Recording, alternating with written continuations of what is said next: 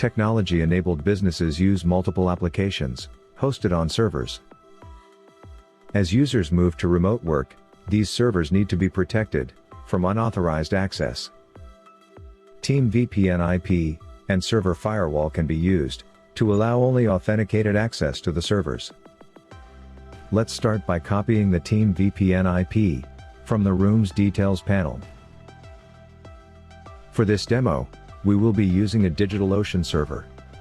By default, new servers with not have any restrictions, so anyone can access them.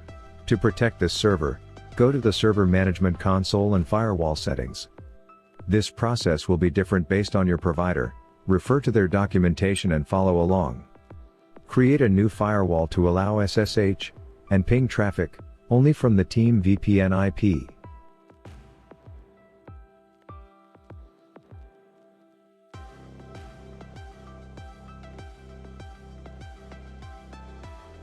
Select the server to which the rule needs to be applied to. Now the server is secured.